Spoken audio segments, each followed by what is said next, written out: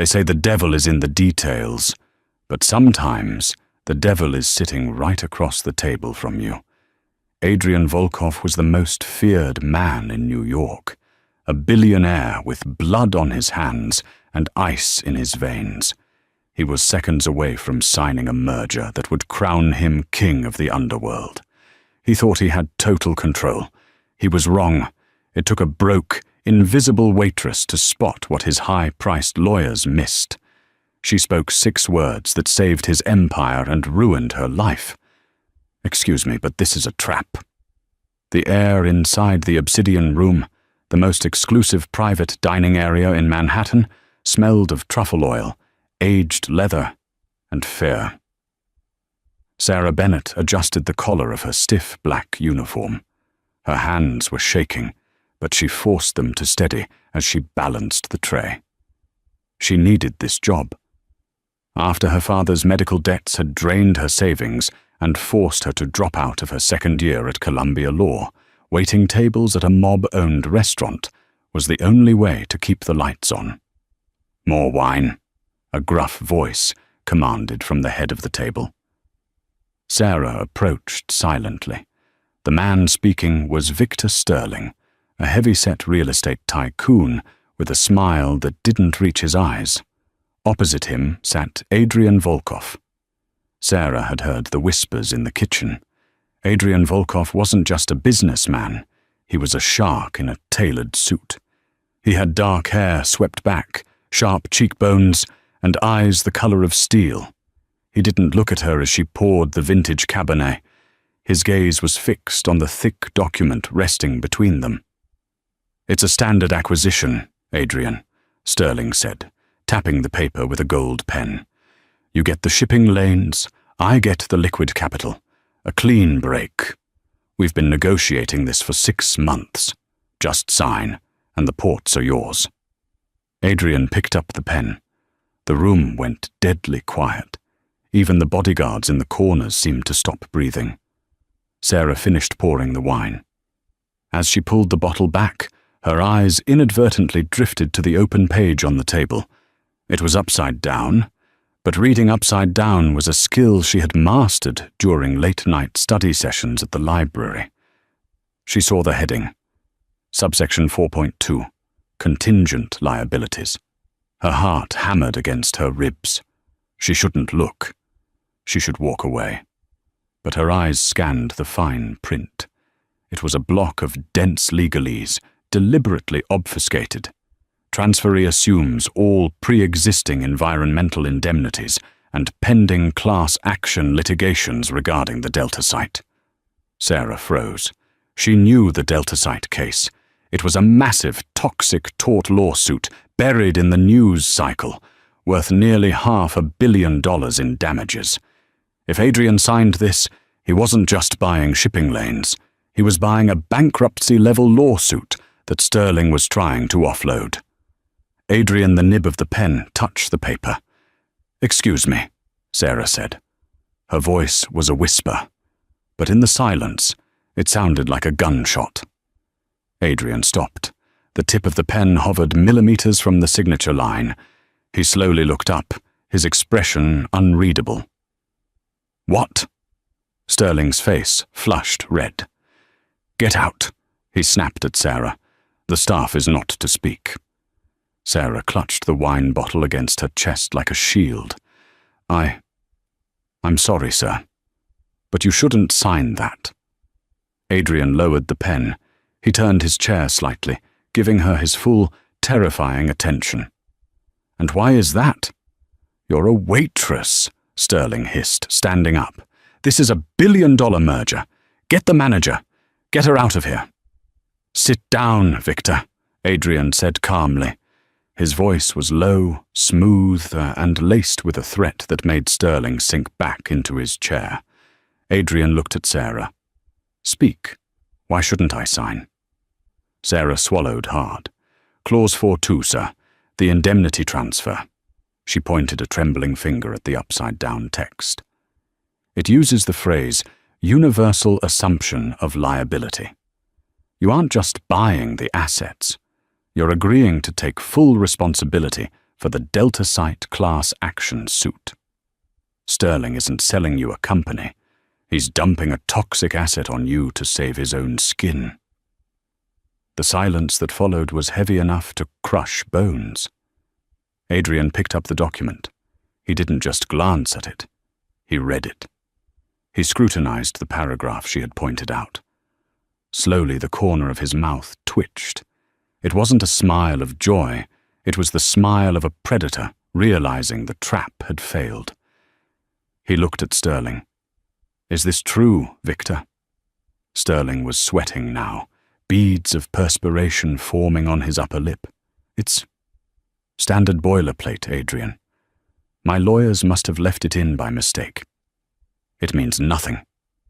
"It means," Adrian said, his voice dropping an octave, "that you tried to steal $500 million from me." Adrian stood up. He didn't yell.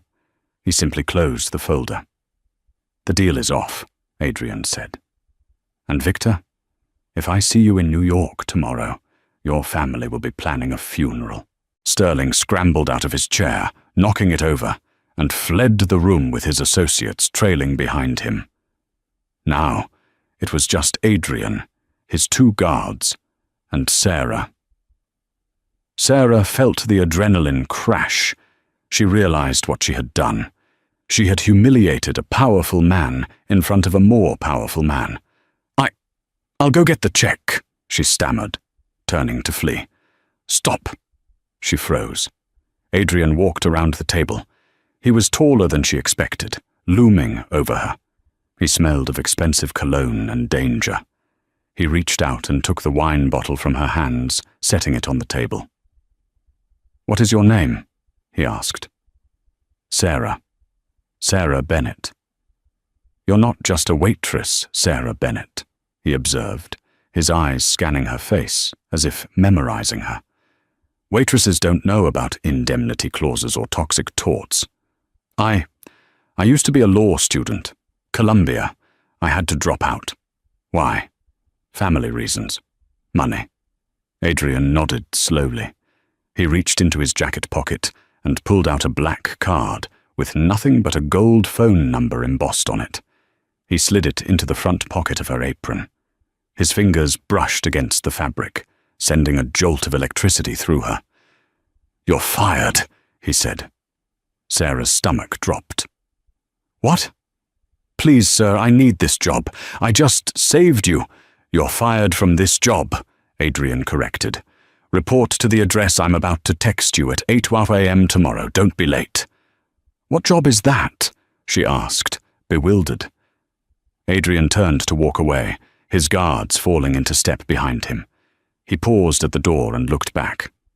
"My personal contract consultant, because clearly, my current lawyers are idiots." Sarah didn't sleep that night. She sat in her tiny, drafty apartment in Queens, staring at the black card on her chipped coffee table. Her roommate, a nurse named Chloe, looked at the card with wide eyes. "Sarah, are you insane? That's Adrian Volkov. Everyone knows the Volkov family runs the docks, the unions, and half the city council. You don't work for them. You run away from them." "I have Dad's surgery next week, Chloe," Sarah said, her voice tired. "The insurance denied the appeal again. If I don't come up with $50,000, the hospital won't operate. Volkov is dangerous, yes, but poverty is lethal." The next morning, Sarah stood in front of the Volkov Tower in Midtown. It was a monolith of glass and steel that seemed to pierce the sky.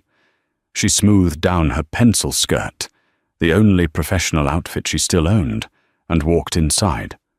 Security was tighter than an airport. She was scanned, patted down, and her phone was confiscated before she was escorted to the top floor. The elevator doors opened directly into a sprawling office that overlooked the entire city. Adrian was behind a massive mahogany desk, speaking on a landline in Russian. He slammed the phone down as she entered. "You're 2 minutes early," he said, not looking up from a stack of files. "I like that." "Mr. Volkov," Sarah said, clutching her purse. "I'm here to discuss the terms." Adrian looked up then. The morning light caught the sharp angles of his face. He gestured to a chair. "Sit." Sarah sat. She felt small in the leather chair. "I had you vetted last night," Adrian said casually. "Sarah Bennett, top 5% of your class, dropped out 6 months ago. Father, Thomas Bennett, suffering from advanced cardiac failure, outstanding medical debt, $42,000. Sarah felt a chill run down her spine. "Is there anything you don't know?" "I don't know why you intervened last night," Adrian said, leaning back. "Most people would have let me sign. Most people would have enjoyed watching a rich man lose money." "I don't like bullies," Sarah said, her voice steady despite her fear. "And that contract was a bully wrapped in paper." Adrian studied her for a long moment. The silence stretched, thick with tension. Then he slid a piece of paper across the desk. "This is your employment contract." Sarah picked it up. She read it quickly, her legal training kicking in. Her eyes widened. The salary: $10,000 a week, plus full medical coverage for you and immediate family. That covers your father's surgery. Sarah's breath caught in her throat. It was a lifeline. It was a miracle. But then she read the next clause. Clause 9. Confidentiality and ownership. The employee agrees that their life, safety, and loyalty are the sole property of the Volkov estate.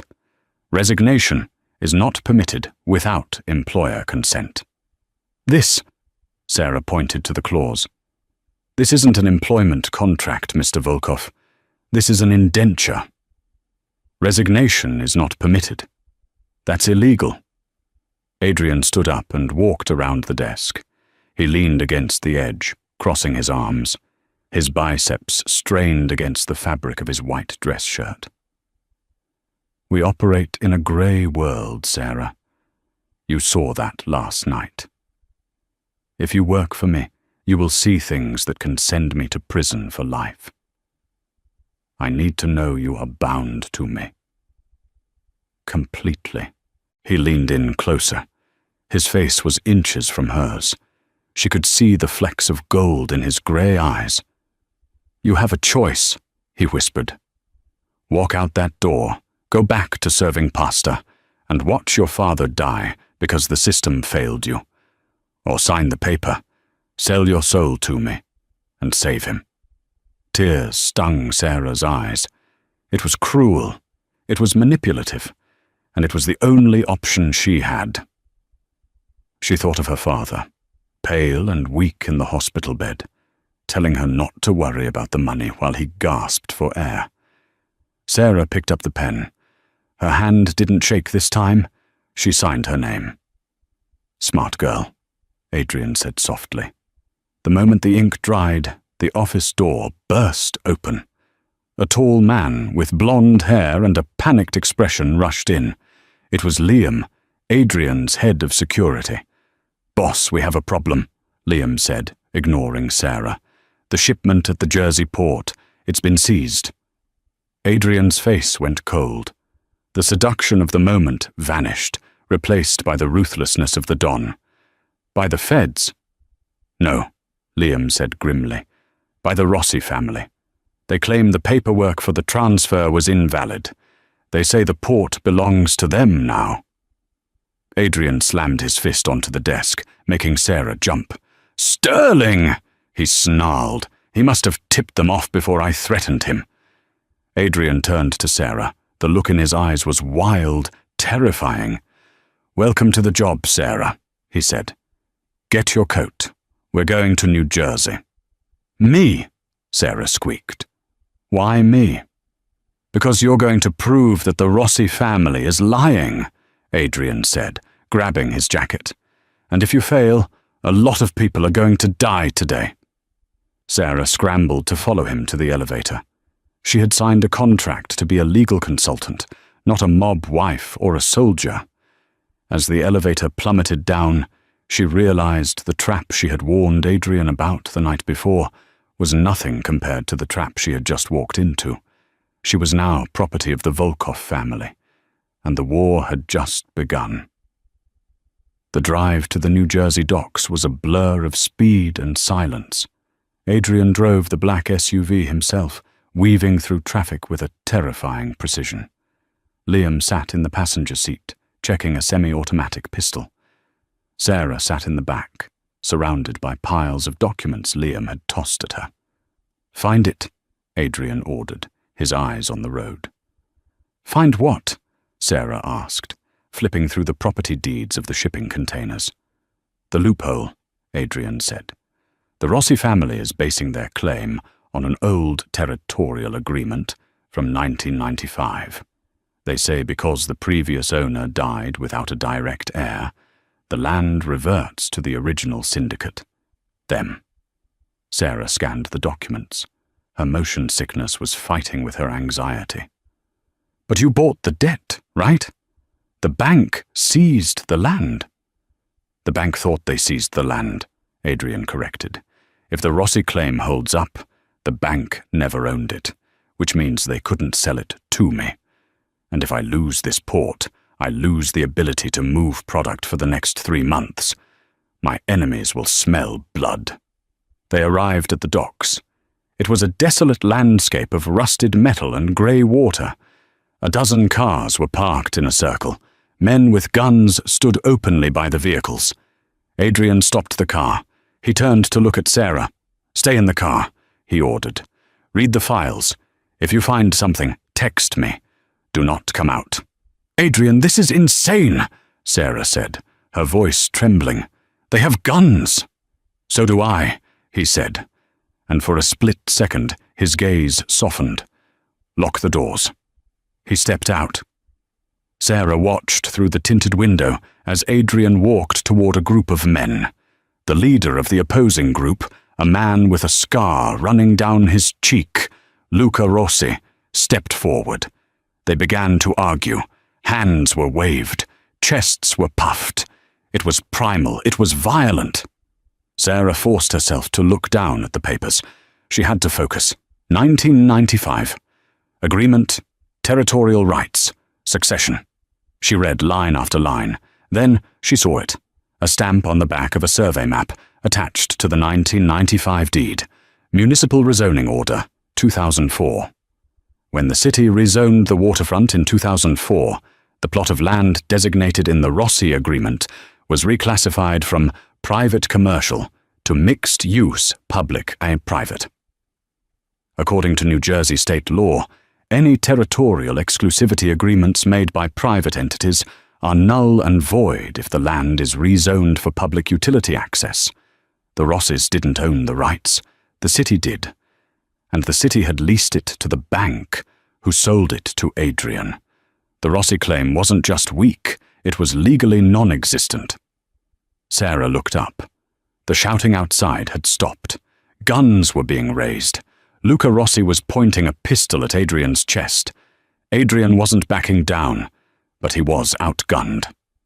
Sarah didn't think. She didn't calculate. She unlocked the door and threw it open. "Stop!" she screamed, waving the blue file folder. Every head turned. 20 guns shifted slightly. Adrian looked at her with a mixture of horror and fury. "Sarah, get back in the car!" She ignored him. She marched across the gravel, her heels wobbling on the uneven ground. She walked right up to Luca Rossi and shoved the paper toward him. "You're trespassing," she said, her voice shaking but loud. Rossi laughed. "Who is this? Your mistress? Volkov?" "She is my counsel," Adrian said, his hand inching toward his jacket. "Your claim is based on the 95 agreement," Sarah said rapidly. "But look at the timestamp. The 2004 Rezoning Act voided all exclusivity clauses. Section 12 of the Municipal Code. If you shoot him, you aren't defending your property. You're murdering a man on public access land. The feds won't treat this as a mob dispute. They'll treat it as domestic terrorism on state property. You'll bring the FBI down on your entire family by sunset." Rossi hesitated. He looked at the paper, then at his own consigliere, who was squinting at the document. The consigliere whispered something in Rossi's ear. Rossi's face paled. He lowered the gun. "You're lucky you have a smart lawyer, Volkov," Rossi spat. "This isn't over." "It is for today," Adrian said coldly. "Get off my land." The Rossi crew retreated, cars peeling away. Adrian didn't move until they were gone. Then he turned to Sarah. She was shaking so hard she could barely stand. He grabbed her by the shoulders. "I told you to stay in the car!" he roared. "I saved you!" she yelled back, the adrenaline making her bold. "Again! You could have been killed, and you would have been dead if I hadn't." They stared at each other, chest to chest, breathing hard. The anger in Adrian's eyes shifted into something else, something hotter. The intensity of the danger had stripped away the formalities. He looked at her mouth. She looked at his. "You are a terrifying woman, Sarah Bennett," he whispered. "I'm just a waitress," she whispered back. "Not anymore." He released her abruptly, stepping back as if burned. "Get in the car. We have work to do." But as Sarah climbed back into the SUV, she saw Adrian's hand shaking slightly as he lit a cigarette. He wasn't as made of ice as he pretended, and for the first time, she realized that working for the devil might be the most exciting thing she had ever done. But she didn't know that, from the shadows of the shipping containers, someone else had been watching. Someone who took a photo of Sarah Bennett. Victor Sterling received the photo on his phone miles away. He smiled. "So," Sterling muttered to himself, "Volkov has a new weakness. Good to know." 3 weeks had passed since the incident at the Jersey docks. Sarah Bennett was no longer just the woman who served wine. She was the gatekeeper of Volkov Enterprises. Her new office was adjacent to Adrian's. It was sleek, modern, and filled with the scent of fresh lilies that Adrian had ordered, though he claimed it was his assistant, Liam, who sent them. Sarah had spent the last 20 days restructuring Adrian's legitimate holdings. She found shell companies bleeding money, contracts that were barely legal, and liabilities that could sink a nation. She fixed them all, but proximity to the fire meant getting burned. "Wear this," Adrian said, walking into her office on a rainy Tuesday evening. He tossed a garment bag onto her couch. Sarah looked up from a stack of tax affidavits. "I'm busy, Adrian. The IRS audit for the construction arm is tomorrow." "The audit can wait. The governor's charity gala is tonight. You're coming with me." "As your lawyer?" "As my date," Adrian corrected, his voice leaving no room for argument. "Sterling will be there. He's been quiet since the docks. Too quiet. I need eyes on him, and you see things others miss." 2 hours later, Sarah stood before a floor-length mirror in Adrian's penthouse guest suite. The dress was emerald green silk, backless, and fit her like a second skin. It was weaponized beauty. When she walked into the living room, Adrian stopped pouring his scotch. He didn't say a word. He just stared, his steel-grey eyes darkening with an emotion that terrified and thrilled her. "Do not leave my side," he murmured as he helped her into the car. The gala was a sea of diamonds and deceit held at the Metropolitan Museum of Art. Waiters circulated with champagne while the city's elite whispered behind their hands. Sarah felt the weight of their stares. She was the unknown element on the arm of the city's most dangerous bachelor. Adrian was pulled away by a senator within minutes. 5 minutes, he told Sarah, squeezing her hand. "Stay by the bar." Sarah ordered a sparkling water, scanning the room. That was when Victor Sterling appeared. He didn't look like a defeated man. He looked smug. "Miss Bennett," Sterling purred, stepping into her personal space. "You clean up nicely. From apron to couture. A classic Cinderella story." "Mr. Sterling," Sarah said, her voice cold. "If you're here to discuss the port, speak to Mr. Volkov. I'm off the clock." "Oh, I'm not here for the port. I'm here for you." Sterling took a sip of his martini. "You think you're special, don't you? You think you're the first bright young thing Adrian has plucked from obscurity? Ask him about Catherine." Sarah stiffened. "Who is Catherine?" Sterling smiled, showing too many teeth. His previous consultant. She was brilliant, too. She found a discrepancy in his books. She thought she was helping. But Adrian doesn't like people who know too much. She disappeared 3 years ago. They say she moved to Europe. I say she's under the foundation of one of his skyscrapers. "I don't believe you," Sarah said, though a cold knot formed in her stomach. "You don't have to," Sterling said, reaching into his tuxedo pocket. He pulled out a small encrypted flash drive and slid it onto the bar counter next to her hand. "This contains the police report filed by Catherine's parents, and it contains proof that the medical fund paying for your father's heart surgery? It's a money laundering front. If the feds raid it, the assets freeze. Your father's treatment stops instantly." Sarah felt the blood drain from her face. "Adrian is using your father as leverage, my dear," Sterling whispered. "He owns you, but I can set you free. Bring me the Volkov ledger for the construction unions by tomorrow night, and I'll pay off your father's medical bills in cash. Clean money, no strings." Sterling walked away, disappearing into the crowd just as Adrian returned. "Who was that?" Adrian asked, his eyes narrowing as he saw Sterling's retreating back. "No one," Sarah lied quickly, sliding the flash drive into her clutch. Her heart was hammering against her ribs. "Just someone asking for a donation." Adrian looked at her.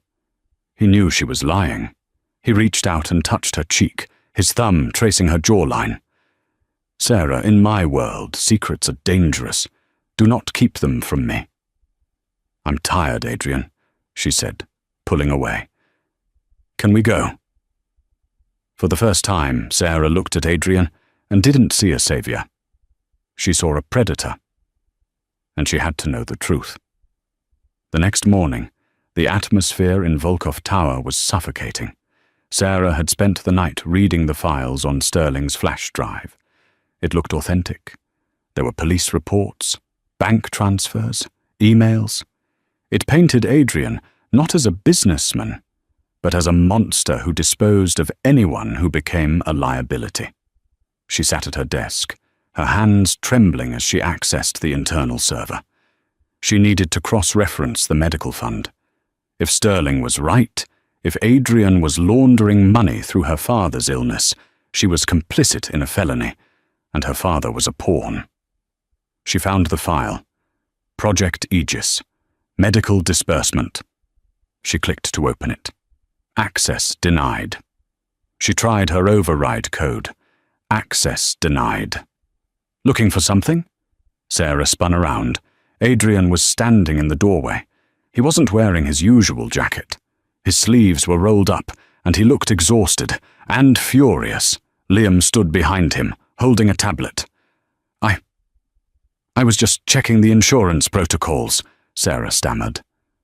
Adrian walked into the room. He didn't yell. The silence was worse. He walked to her desk, picked up her purse, and dumped the contents out. The encrypted flash drive clattered onto the glass surface. "Liam tracked the signal from the drive the moment you plugged it into your laptop at home," Adrian said, his voice devoid of emotion. "It's a tracker, Sarah. You led Sterling's hackers right into my private network last night." Sarah gasped. "No, I didn't know. He gave it to me at the party. He said I was a monster?" Adrian cut her off. "He told you about Catherine? He told you I was laundering money?" Sarah stared at him. "How do you know?" "Because that is the same script he used on Catherine," Adrian said. "Only Catherine didn't just listen. She sold me out. She stole $10 million and fled to Brazil. She isn't dead, Sarah. She's living on a beach in Rio on my dime because I let her go." Adrian slammed his hand on the desk. "I trusted you. I let you into my house. I let you into my head. And the first time an enemy whispers a lie, you turn on me?" "I was trying to protect my father," Sarah cried, standing up. "He showed me documents." "Forged!" Adrian roared. "Sterling played you. He needed access to my server, and you gave it to him. Do you know what you've done? You've just given him the blueprints to the union deal." Adrian turned his back on her. He walked to the window, looking out at the city. "Get out!" "Adrian, please, let me fix it," Sarah pleaded, tears streaming down her face. "I said get out." He didn't turn around. "Liam, escort her out, revoke her security clearance, and cancel the payments to the hospital." Sarah felt like she had been punched in the gut. "No, Adrian, you promised. My father—" "The contract is void," Adrian said coldly. "You breached Clause 9. Loyalty. You are no longer my employee. You are nothing." Liam grabbed Sarah's arm gently but firmly. "Come on, Sarah, don't make this harder." Sarah was dragged out of the office, past the staring secretaries, and into the elevator.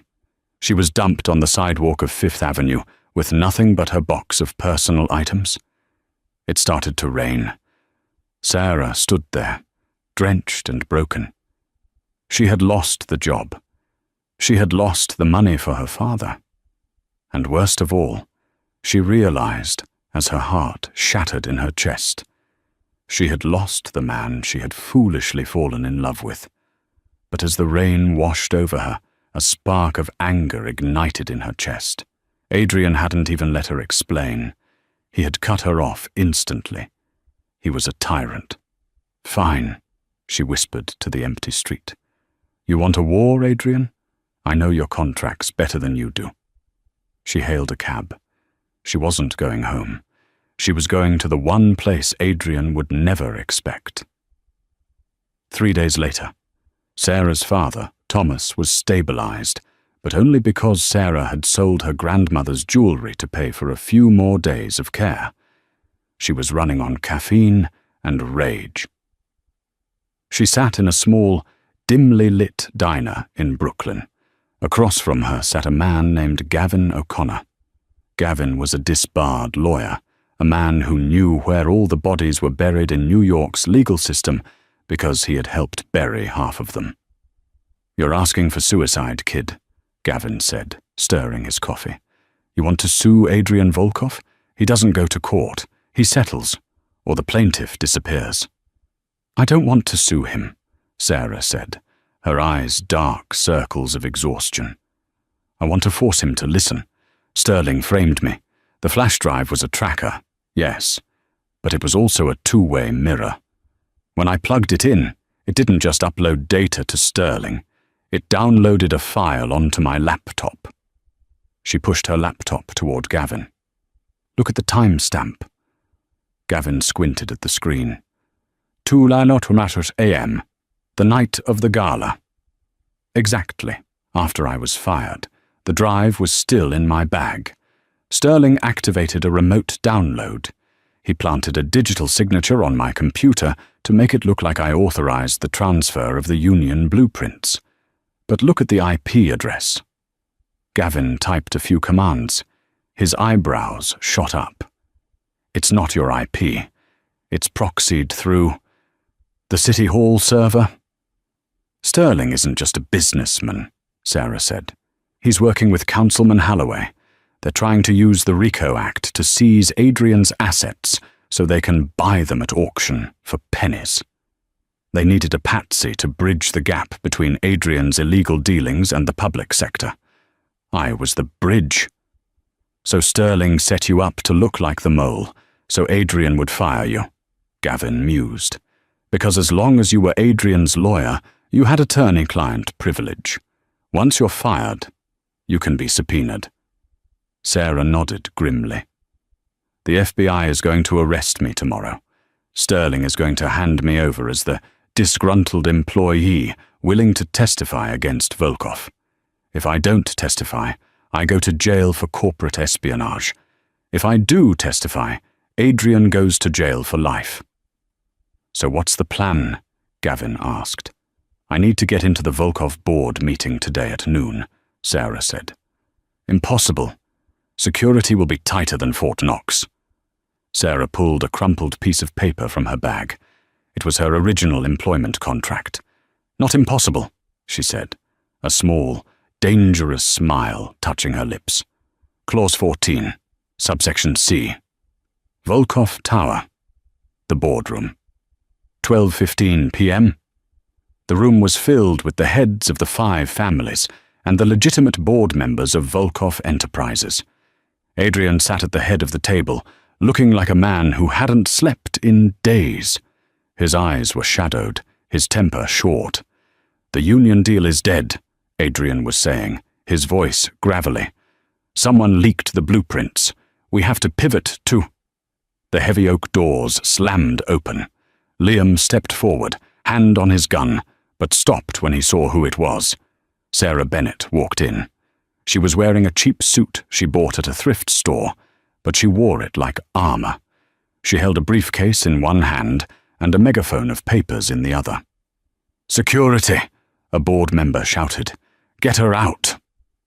"If you touch me," Sarah announced, her voice ringing clear across the room, "I will sue this company for breach of contract and wrongful termination, triggering an immediate freeze of all assets pending litigation." Adrian slowly stood up. He stared at her. "You have no contract. I fired you." "Actually," Sarah said, walking toward the table, "you didn't read the fine print, Mr. Volkov. Clause 14, subsection C, termination for cause requires a formal internal investigation and a hearing before the board of directors. You skipped the hearing. Therefore, I am still technically employed, and as your legal counsel, I have a fiduciary duty to warn you that you are walking into a trap." The room went silent. The other mob bosses looked at Adrian, amused and confused. "You have 2 minutes," Adrian said softly. "Then I throw you out the window myself." Sarah didn't flinch. She threw a file onto the table. "Victor Sterling isn't trying to steal your company, Adrian. He's trying to arrest you. That file contains the subpoena the FBI is preparing for me. Sterling faked the leak from my computer to strip me of privilege so he could force me to testify against you." She pointed to the screen at the end of the room. "And this..." She connected her phone to the casting system. "Is the audio recording from the gala." Sarah pressed play. The room filled with the sound of the clinking glasses, and then Sterling's voice, clear as day. "Bring me the Volkov ledger. I'll pay off your father's medical bills. If the feds raid it, the assets freeze." Sarah paused the recording. "He admitted to knowledge of a federal raid before it happened," Sarah said. "That proves conspiracy. Sterling is working with the feds, but he's playing them too. He's trying to cut a deal to take over your territory once you're gone." Adrian looked at the file. He looked at the screen.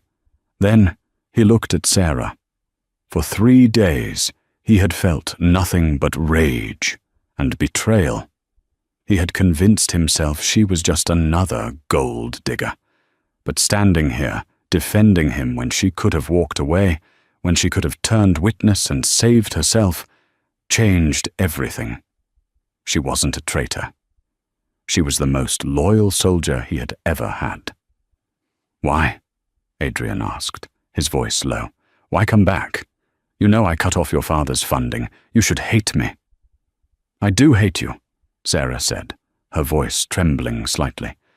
"You hurt me. You didn't trust me. But I took an oath as a lawyer, even if I never finished my degree, and I don't let bullies win. Sterling is a bully. And you..." She took a deep breath. "You are the only man who ever looked at me and saw power, not just a waitress. Don't let him beat you, Adrian." Sarah turned to leave. She had done her part. She had cleared her name. "Sarah," Adrian called out.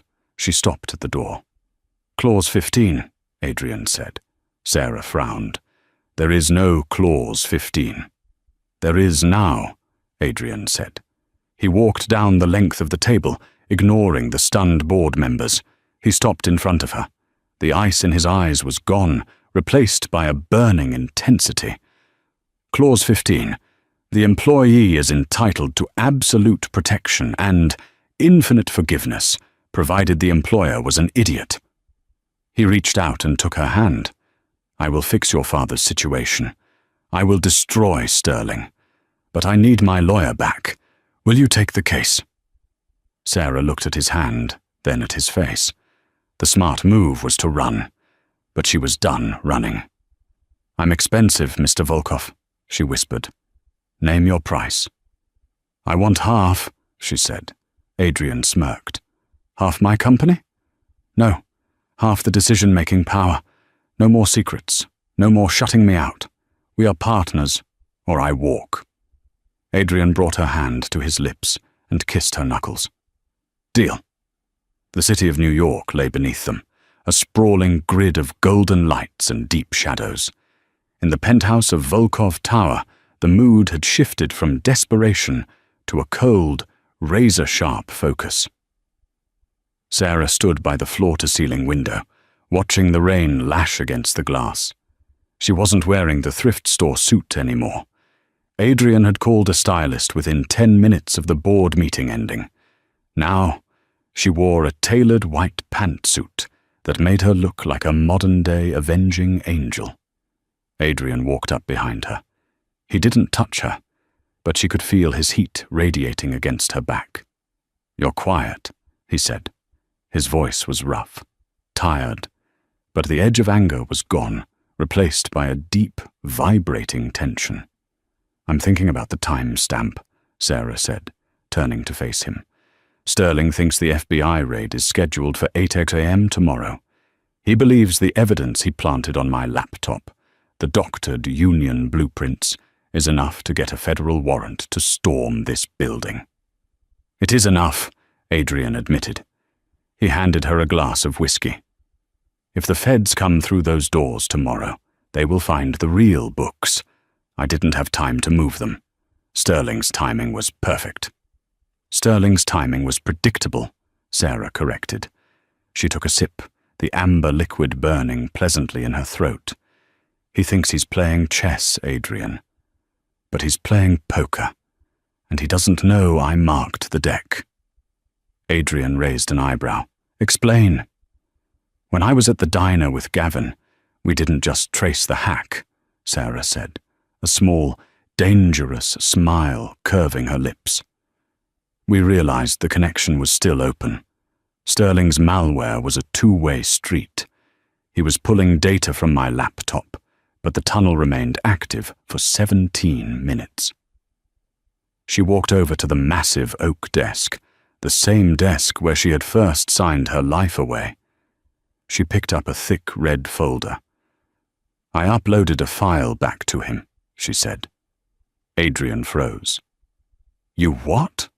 "I sent a file titled Volkov Offshore Accounts Master List PDF," Sarah said. "Sarah," Adrian warned, his voice dropping dangerously low, "please tell me you didn't actually give him my offshore accounts."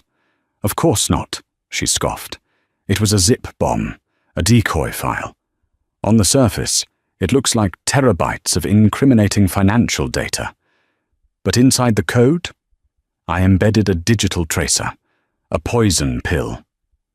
As soon as Sterling opened that file on his secure server to verify it, the tracer mapped his entire hard drive." Sarah opened the folder and spread the photos across the desk. "Sterling isn't just a dirty businessman, Adrian. He's the banker for the cartel down in Mexico. That's where he gets his liquidity. The tracer found his true ledger. He's been laundering cartel money through the very City Hall construction projects he accused you of corrupting." Adrian looked at the documents. His eyes widened. He picked up a bank statement showing a transfer of $50 million from a shell company in Juarez to a frantic account held by Councilman Holloway. "You found this in 17 minutes?" Adrian asked, looking at her with something akin to awe. "I'm a very good researcher," she whispered, "and I was very motivated." Adrian let out a short, dark laugh. He walked around the desk and grabbed her face in his hands. This time he didn't pull away. He kissed her, hard, possessive, and searing. It tasted of whiskey and victory. "So," Adrian murmured against her lips, "we have the evidence to bury him. What is the play?" "He expects a show tomorrow," Sarah said, pulling back slightly to look into his steel-grey eyes. "He expects to stand outside this building and watch the FBI drag you out in handcuffs. I say we give him a show, but not the one he paid for." The next morning, 7:55 a.m., the plaza outside Volkov Tower was chaotic. News vans were parked on the curbs, satellite dishes raised. A perimeter had been established by NYPD, but there were also black SUVs with federal plates idling at the intersection. Victor Sterling stood near the fountain, holding a coffee cup, looking every bit the concerned citizen. Beside him stood Councilman Holloway. They were watching the front doors of the tower, waiting. Up in the penthouse, Sarah checked her watch. "It's time." She and Adrian stepped into the private elevator. Liam and the security team were already in the lobby, armed but instructed strictly not to engage. "Are you ready?" Adrian asked as the numbers counted down. "I was born ready," Sarah said. She smoothed her lapels. "Let's go catch a rat." The elevator doors opened. They walked through the lobby, hand in hand. The moment they stepped out into the crisp morning air, the cameras started flashing. Reporters shouted questions. "Mr. Volkov, is it true you're under investigation for racketeering? Ms. Bennett, are you testifying against your employer?" Sterling saw them emerge. He smiled, a triumphant, ugly smirk. He walked forward, flanked by two men who looked like federal agents. "Adrian," Sterling called out, his voice projecting for the cameras, "I advised you to surrender. It didn't have to end like this." Adrian stopped on the steps. He looked tall, dark, and utterly unbothered. Sarah stood beside him, her chin high. "End like what, Victor?" Adrian asked casually. "The FBI is here to execute a warrant," Sterling said, gesturing to the black SUVs, "for the union fraud and for the murder of Catherine Pierce." The crowd gasped. The cameras zoomed in. "Catherine Pierce is alive," Sarah's voice cut through the noise. Sterling faltered for a fraction of a second. "Excuse me?" "Catherine Pierce," Sarah repeated louder. "Currently residing in Florianopolis, Brazil. I spoke to her on Zoom this morning. She's actually quite happy, though she says you still owe her the last installment of the bribe you paid her to frame Mr. Volkov 3 years ago." Sterling's face went pale. "You're lying." "Am I?" Sarah reached into her briefcase and pulled out a tablet. She held it up. "We're streaming this live to the district attorney's office, Victor.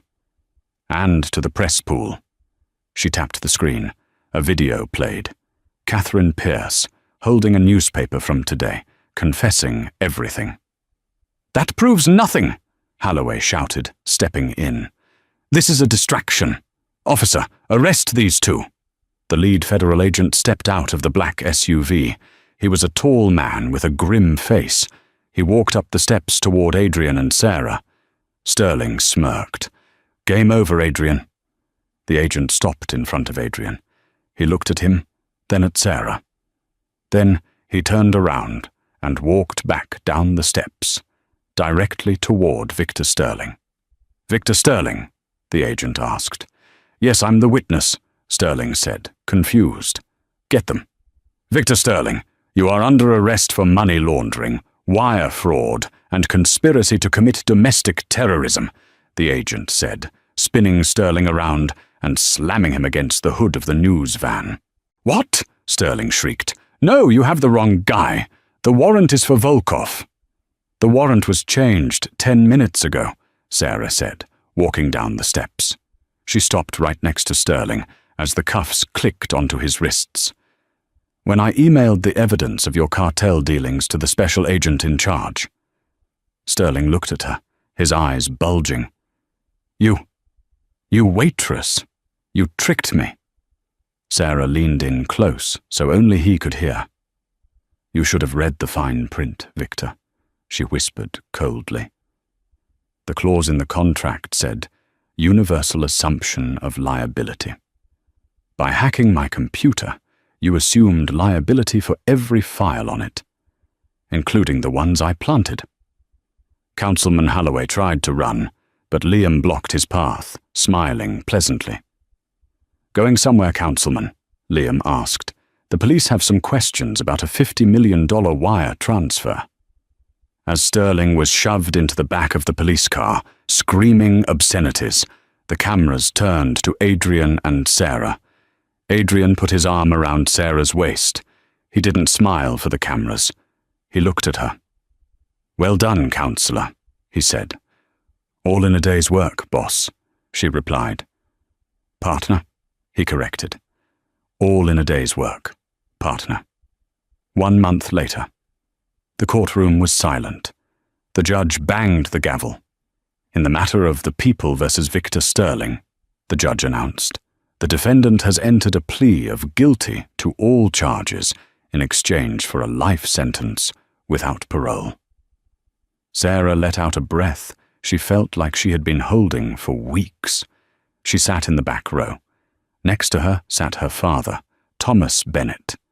He looked thin, but his color was back. The surgery had been a success, paid for by the consulting bonus Adrian had deposited into Sarah's account the day after Sterling's arrest. He's gone, honey, Thomas said, squeezing her hand. You did it. We did it, Sarah said. She walked out of the courthouse and down the marble steps. A black Rolls-Royce was waiting at the curb.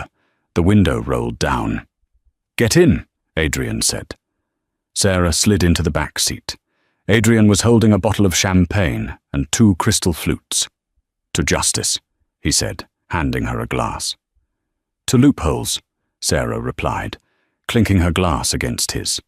The car pulled away, merging into the traffic of the city they now effectively owned. So, Adrian said, resting his hand on her knee. Sterling is gone. The business is clean. The ports are secure. What now? Sarah took a sip of champagne. She looked at him, feeling the familiar electric pull.